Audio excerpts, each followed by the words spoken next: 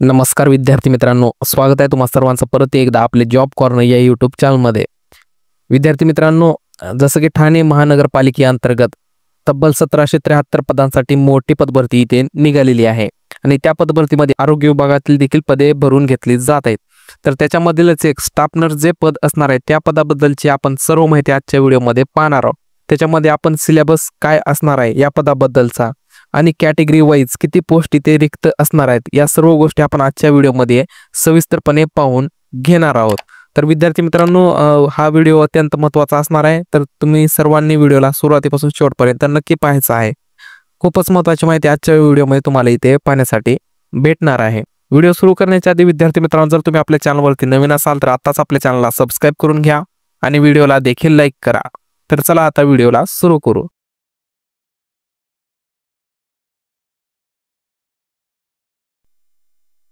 तर विद्यार्थी मित्रांनो, गट क आणि गट ड ची पदे असणार आहेत ही सर्व सरळ सेवेमार्फत इथे भरली जात आहेत। ही आपणा सर्वांना माहितीच आहे। बघा, इथे 1773 ही पदे भरून घेतली जात आहेत आणि फॉर्म भरण्यासाठी अर्ज देखील चालू झाले। तर तुम्हाला अर्ज भरण्यासाठी www.thanecitygovernment.in या वेबसाईटवर तुम्हाला ही सर्व माहिती पाहण्यासाठी भेटणार आहे।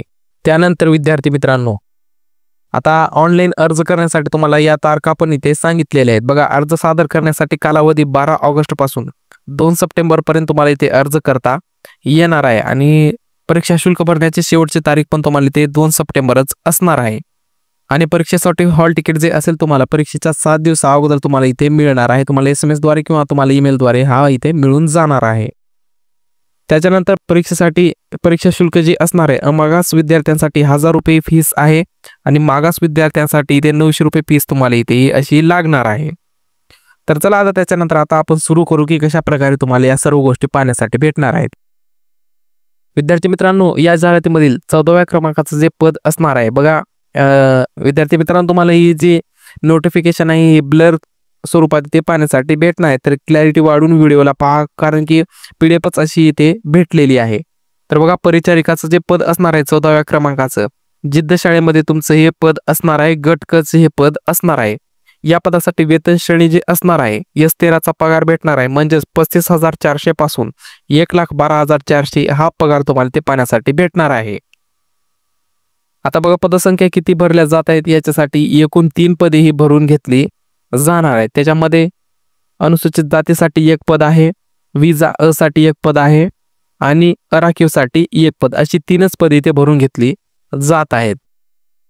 आता या पदासाठी सिलेबस जो असणार आहे किंवा अर्हता जी असणार आहे तुम्हाला इथे पात्रता क्वालिफिकेशन, महाराष्ट्र राज्य माध्यमिक व उच्च माध्यमिक शिक्षण मंडळाची उच्च माध्यमिक शालांत परीक्षा म्हणजेच HSC तुम्हाला विज्ञान शाखेतून इथे लागणार आहे। त्यासोबत तुम्हाला महाराष्ट्र नर्सिंग काउन्सिलचा जनरल नर्सिंग मिडवायफरी या विषयाचे तुम्हाला इथे पदविका म्हणजे डिप्लोमा लागणार आहे। त्यासोबत तुम्हाला शासकीय, निमशासकीय किंवा खासगी रुग्णालयातील परिचारिका अथवा समकक्ष कामाचं किमान 3 वर्षाचा तुम्हाला एक्सपिरियन्स पण इथे लागणार आहे आणि त्यानंतर तुम्हाला महाराष्ट्र नर्सिंग काउन्सिलचं नोंदणी पण इथे कंपल्सरी असणार आहे आणि शेवटी तुम्हाला मराठी भाषेचं ज्ञान असणं हे पण इथे कंपल्सरी असणार आहे। त्याच्यानंतर 24 क्रमांकाचं जे पद असणार आहे ते पद आहे इथे बघा, नर्स मिडवाईफचे हे पद असणार आहे। त्यामध्येच परिचारिका किंवा स्टाफ नर्स असं पदाचं नाव असणार आहे। गट क चं पद तुम्हाला इथे पण हे पाहण्यासाठी भेटणार आहे। या पदासाठी वेतन श्रेणी जे असेल S13 चा पगार तुम्हाला ते पाहण्यासाठी भेटेल 35,400 रुपयापासून 1,12,400 रुपये असं पगार तुम्हाला ते पाहण्यासाठी भेटणार आहे। आता या पदासाठी तब्बल किती 457 ही पदे इथे भरली जात आहेत आणि त्याच्यामधून कॅटेगरी वाईज पदसंख्या तुम्ही इथे व्यवस्थितपणे पाहून घ्यायची आहेत। तर अनुसूचित जातीसाठी 74 पदे असणार आहेत, अनुसूचित जमातीसाठी 1 पद आहे, विजा अ साठी 8 पदे भरली जात आहेत, भज ब साठी 9 पदे आहेत, भज क साठी 15 पदे असणार आहेत, भज ड साठी 9 पदे आहेत, विमा प्र साठी 7 पदे आहेत, इतर मागास प्रवर्गासाठी म्हणजे इमाप्र साठी 108 पदे आहेत, 600 माप्र साठी 46 पदे आहेत, EWS साठी म्हणजे आदुक साठी 46 पदे आहेत आणि अराखीव साठी शेवटी 134 पदे, अशी सर्व पदे मिळून 457 पदे इथे भरली जात आहेत। त्याच्यामध्ये तुम्ही सर्वसाधारणसाठी 156 पदे आहेत, माजी सैनिकसाठी 67 आहेत, प्रकल्पग्रस्त 21 पदे, भूकंपग्रस्त 8 पदे आणि महिलासाठी 137 पदे इथे भरली जात आहेत. म्हणजे महिलासाठी 30% आरक्षण इथे असणार आहे. 70-30चा रेशो तुम्हाला या सर्व पदांमध्ये पाहण्यासाठी भेटणार आहेत. म्हणजे 70 हे मेलसाठी असतील तर 30 जे पदे असणार आहेत हे फिमेलसाठी असणार आहेत, 30% पदे. तर हा रेशोमध्ये तुमची इथे पोस्टिंग पदे पाहण्यासाठी तुम्हाला इथे भेटून जातील. त्याच्यानंतर बघा, या पदासाठी तुम्हाला अर्हता कशा प्रकारे इथे लागणार आहे किंवा क्वालिफिकेशन जी असेल ती बघा. तुम्हाला इथे HSC म्हणजे 12वी लागणार आहे. त्याच्यामध्ये तुम्हाला महाराष्ट्र नर्सिंग काउन्सिलचं जनरल नर्सिंग मिडवायफरी पदविका लागणार आहे, म्हणजेच JNM तुम्हाला इथे लागणार आहे. त्याच्यामध्ये आणखी तुम्हाला इथे BSc नर्सिंग असल्यास तुम्हाला इथे प्राधान्य दिलं जाणार आहे. तर ज्या विद्यार्थ्यांचं BSc नर्सिंग मधून फॉर्म भरणार आहेत तर त्या विद्यार्थ्यांना JNM पेक्षा इथे प्राधान्य दिलं जाणार आहे. आणि महाराष्ट्र नर्सिंग काउन्सिलचं नोंदणी सर्वांना आवश्यकच असणार आहे, त्याच्याशिवाय तुम्हाला इथे अर्ज करता येणार नाही. तर विद्यार्थी मित्रांनो, ज्या विद्यार्थ्यांकडे अजूनही इथे रजिस्ट्रेशन नाही तर आपण जॉब कॉर्नर तर्फे त्या विद्यार्थ्यांचे इथे रजिस्ट्रेशन वगैरे करून देत असतो. तर ज्या विद्यार्थ्यांना करून घ्यायचं आहे त्यांच्यासाठी आपण ही सुविधा उपलब्ध करून दिलेली आहे. तर तुम्हाला संपर्क करण्यासाठी डिस्क्रिप्शन बॉक्समध्ये आपला व्हॉट्सअप नंबर दिलेला आहे, तुम्ही SMS करू शकता किंवा कॉमेंटमध्ये तुम्ही तुमची इथे संदर्भ आपल्याला पाठवू शकता. बघा, त्याच्यानंतर आहे शासकीय, निमशासकीय किंवा स्थानिक स्वराज्य संस्था असेल, खाजगी संस्थेतील नर्स मिडवाईफ, परिचारिका, स्टाफ नर्स या कामाचा किमान 3 वर्षाचा एक्सपिरियन्स पण तुम्हाला या पदासाठी इथे लागणार आहे. त्याच्यानंतर ठाणे महानगरपालिकेच्या अधीनस्थ परिचर्या प्रशिक्षण संस्थेकडे सुधारित जनरल नर्सिंग व मिडवाईफ किंवा BSc नर्सिंग पूर्व केलेल्या उमेदवारांस प्राधान्य इथे दिले जाणार आहे. त्यानंतरच अजून त्यांनी म्हणलंय की जे विद्यार्थी ठाणे महानगरपालिकेच्या अंडरमध्ये हा कोर्स वगैरे कंप्लीट केलेला आहे तर त्या विद्यार्थ्यांना या विद्यार्थ्यांपेक्षाही जास्त प्राधान्य दिलेलं आहे. म्हणजे जसं की अदर कुठल्या संस्थेतून केले असते तर त्यांच्यापेक्षा ठाणे महानगरपालिकेमध्ये इथे एक्स्ट्राचं प्राधान्य दिलं जाणार आहे. आणि शेवटी जे असेल ते मराठी भाषेचं ज्ञान ते कंपल्सरी असणारच आहे. त्याच्यानंतर बघा, 55 क्रमांकाचं पद जे असणार आहे ते पद आहे बघा, प्रसविकाचं हे पद असणार आहे. हे पण पद गट क मध्येच इथे येणार आहे. आणि या पदासाठी वेतन श्रेणी म्हणजे पगार जो असणार आहे S6चा पगार असणार आहे. 19,900 पासून 63,200 रुपये असं हे पद तुम्हाला इथे पेमेंट या पदासाठी पाहायला भेटणार आहे. आणि या पदासाठी तब्बल 117 पदे हे भरून घेतली जाणार आहे. आता कॅटेगरी वाईज पदसंख्या इथे तुम्ही पाहून घ्या.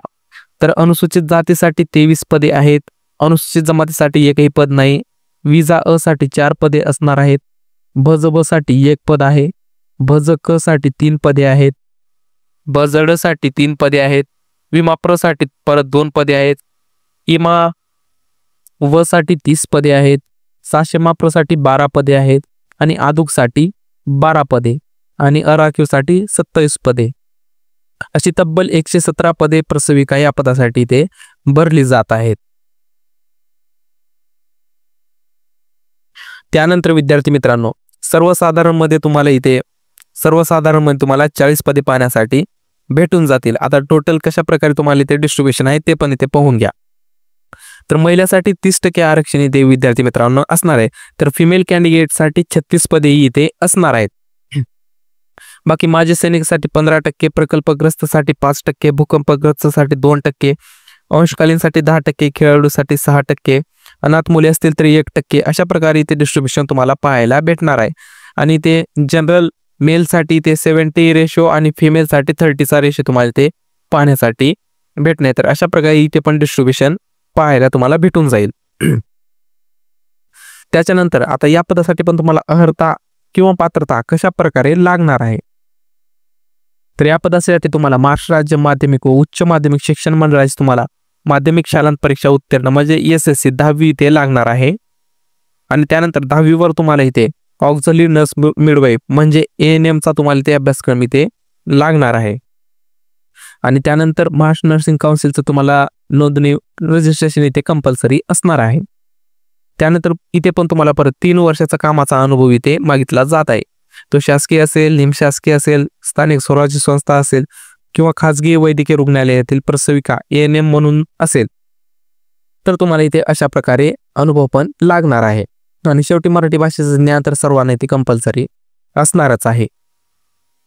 तर बघा विद्यार्थी मित्रांनो, अशा प्रकारे ही सर्व आजच्या व्हिडिओमध्ये आपण कशा प्रकारे पात्रता लागणार आहे, किती जागा रिक्त आहेत, पगार काय भेटला, या सर्व गोष्टी व्यवस्थितपणे पाहून घेतलेल्या आहेत. शेवटी विद्यार्थी मित्रांनो, तुम्हाला अजूनही व्हिडिओ जर समजलेला नसेल तर तुम्ही सविस्तरपणे पाहून घेऊ शकता. आणि हा व्हिडिओ विद्यार्थी मित्रांनो जरा क्लॅरिटी वाढून पहा, म्हणजे तुम्हाला समजणार आहे. कारण की PDF अशी भेटलेली आहे की त्याच्यामुळे व्हिडिओची क्लॅरिटी ऑलरेडी डाऊन झालेली आहे. तर याची PDF तुम्हाला आपल्या डिस्क्रिप्शन बॉक्समध्ये भेटून जाईल, किंवा तुम्ही आपल्या टेलिग्राम चॅनल जॉईन करा. तिथे तुम्हाला या सर्व गोष्टी ऑलरेडी रोजच्या रोज पाहण्यासाठी भेटतच असतात. शेवटी विद्यार्थी मित्रांनो, जर तुम्हाला हा व्हिडिओ आवडलेला असेल तर सर्वांनी व्हिडिओला लाईक करा. आपल्या चॅनलवरती नवीन असाल तर आत्ताच सबस्क्राईब करून ठेवा. तुमच्या जास्तीत जास्त विद्यार्थी मित्रांपर्यंत हा व्हिडिओ शेअर देखील करा, कारण की व्हिडिओ अत्यंत हा महत्त्वाचा असणार आहे. तर ठीक आहे विद्यार्थी मित्रांनो, चला भेटू तोपर्यंत अशाच नेक्स्ट व्हिडिओमध्ये. तोपर्यंत जय हिंद, जय भारत, जय महाराष्ट्र.